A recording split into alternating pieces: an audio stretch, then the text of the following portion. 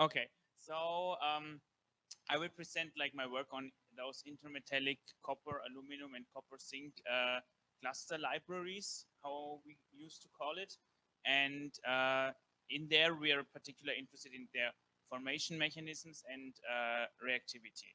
So first, I want to give you a overview about the method we are using. So the experimental method, which is LIFDI-mass spectrometry, and then we will go to the more in detail. So there are two topics. One is the copper zinc topic, and the other one is the copper aluminum topic. So copper zinc, I will show you what a library is and how it is formed, and how we can isolate specific clusters there. And then with the copper aluminum topic, it's basically the same. But there at the end, I want to give some sort of an outlook towards reactivity studies of some isolated clusters and what might be able there also in terms of what might be calculated or so. So our methodological approach is the in situ LIFDI-mass spectrometry, which means like we are directly looking at the reaction solutions by mass spectrometry. So how does this LIFDI-mass work for those who are not familiar with it? So it's basically the principle of field desorption mass spectrometry, but with a bit of some only practical advances. So this is useful for non-ionic and low polarity compounds, exactly as our clusters, because they have like the just a hydrocarbon shell, which leads to low polarity, and it's very soft, a soft method, so that you usually do not observe fragmentation. So you just see the molecular ion peak, and then you can be pretty sure that this is the compound in which you have in solution. So what you do is you put the solution you want to analyze on an activated emitter, which I also showed you here. And this emitter, so this little wire, is just heated up by an resistive heating, and it's done in a high electric field. So the analyte, which is ionized on it, is then transported into the mass spectrometer just by the high electric field which is applied. Okay, so you ionize the compound basically on this emitter by, I think this is like a tunneling mechanisms or so, and then you extract the ions into the mass spectrometer. And why do we use LIFDI? So up to now, the synthesis of those clusters we are doing is rather difficult. So we have often the issues of separation, of crystallization, of purification. So it's very hard to get to pure compounds, and this all takes a lot of time. So we were searching for a method which enables more the fast screening of such reactions, of cluster formation reactions. And this is so LIFDI-mass, but also supported by NMR spectroscopy, and what we do, or what that's why we are here, also by DFT calculations.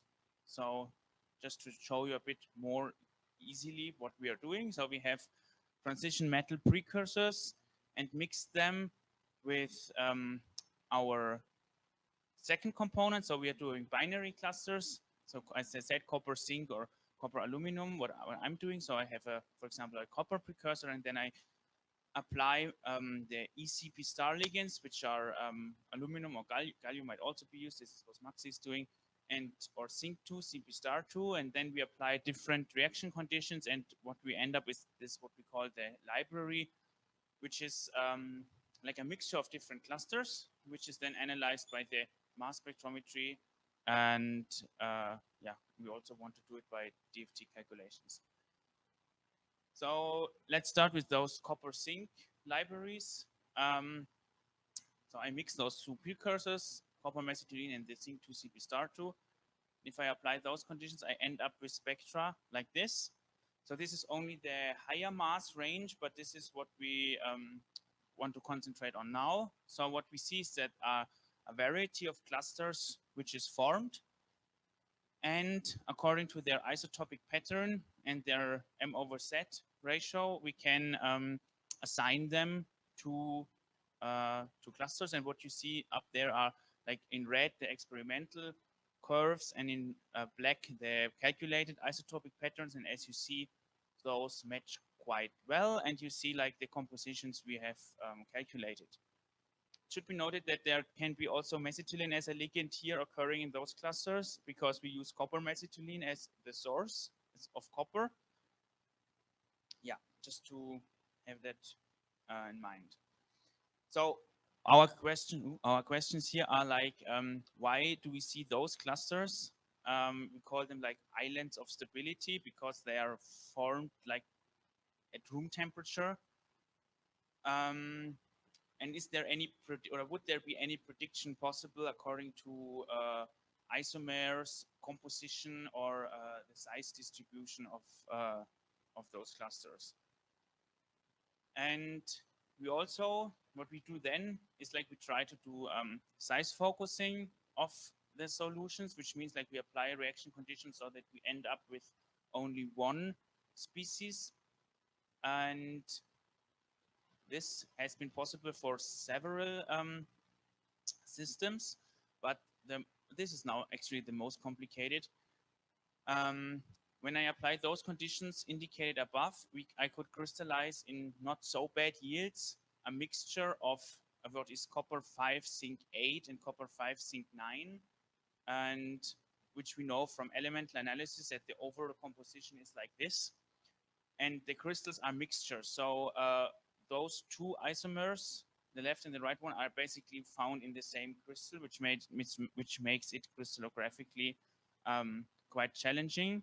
But what we are not sure about yet, and this is what Augusto is presenting later, is that the assignment of copper and zinc to their atomic positions cannot be distinguished by X-ray diffraction.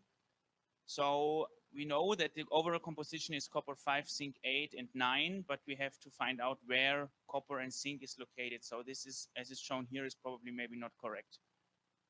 And so this is, as I said, the co-crystallizate, and this is interesting because it represents the library on a molecular or on a crystallographic level. So what we see in the spectra is shown here in the crystal structure. But this is also possible for other clusters. So for example, if we change a bit the reaction conditions and heat it up for 7 days, we end up with rather pure mass spectra and a compound which is copper 6, zinc 6, Cp star 6. But this one, however, we could not crystallize so far, even though it would be highly interesting to know the structure. But this is also maybe a point where calculations could help. And if we change the stoichiometry of the system, we end up with another cluster, namely copper zinc 10 zinc 2. And this one, however, could be crystallized and characterized by standard analytic techniques. And so I can come to the second topic, which is the copper aluminum cluster libraries. So also there we can do library formation. So we have the same precursor, namely the copper mesitylene, and mix it with the aluminum Cp star and end up with a library like this, which is a bit simpler than the one with zinc.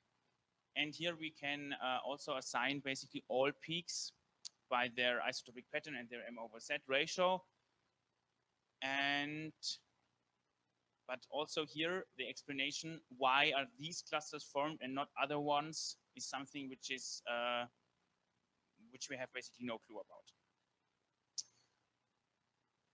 Also here, we achieved size focusing of the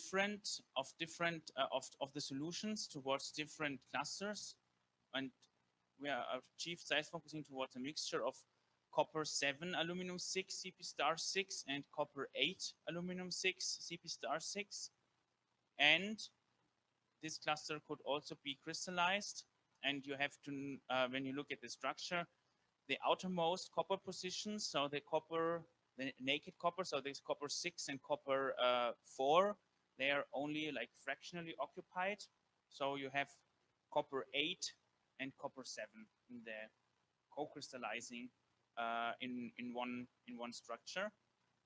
And here it's interesting because copper 7 is a radical, so you have it has an unpaired electron, which is probably located on the naked copper atom. And this, of course, makes it highly interesting for any sort of reactivity because the radical might interact with small molecules or so on. And this leads me to the last point, namely the reactivity studies. And I already said that we want to react this copper 7 cluster with some sort of substrate. And our aim, or what we would like to have, is that the substrate is just binding at the copper, but not destroying the cluster. However, those clusters are rather labile and sensitive towards all sorts of moisture, air, polar groups, and so. So it's rather difficult to find a substrate which is fitting and not destroying the whole cluster architecture. But what I have done recently is, like, if we react the mixture of copper 8 and 7, I reacted this with selenium because selenium is known to be like a radical scavenger. Also with sulfur, but with sulfur everything got destroyed, so selenium is less reactive. And we see that the copper 8 is, according to LIFDI-mass, not reacting, which is good because copper 8 is closed shell configuration and a super atom, and so it does not react. But the copper 7 was gone after the reaction conditions, and we found a new cluster, namely those copper 5 aluminum selenium Cp star 5. But there, what we don't know is how the structure of this could look like. But even more interesting would be, like, okay, apparently this is was too much, too heavy conditions, so the cluster got like fragmented. But yeah, what we want to do now is to do like less harsh conditions and to try to find like something an intermediate, because this, what we found there, is probably already like, yeah, a fragment of the original cluster, and this is not what we want because we don't want to destroy it, basically. And another point which might be interesting also with regard to like future cooperations, we have another cluster which is not from me, but this is the copper 6 aluminum 6 Cp star 6 H4. So this cluster has 4 hydrides located on the cluster surface. And so we have this structure here. It's pretty similar. It's just like 2 coppers less than the copper 8. And I reacted it with hydrogen and monitored the reaction by NMR spectroscopy. And this is, so the red spectrum is the one where under hydrogen pressure, like an in situ experiment. And when I release the pressure and measure like after 1 hour again, I see that the starting material is re-evolved. So this is a reversible reaction. So the red one is the red signal in the lower curve is a new compound. And when I release the pressure and measure after 1 hour again, I see the original compound, the small shoulder marked by the arrow, re-evolving. And we also see new hydride peaks, but they are not seen there because you have to zoom, but we found them. So the cluster seems to react in a reversible manner with hydrogen, some sort of hydrogen storage, but the conditions have to be adjusted carefully. So if I let it stand, for example, more than 1 hour, like overnight, over the weekend, it also gets destroyed. So yeah, you have to adjust the conditions carefully, but nevertheless, we would like to know what is happening there, and it's difficult for us to analyze because if it's reversible, you have basically to do all the analytics under hydrogen pressure, which is not so easy, and you can't measure really mass spectra of it because for that you have to do it in high vacuum, and then of course the whole reaction will like be reversed instantly. So yeah, thanks for your attention, and this was basically what I had to present, and maybe we can find some points for discussion.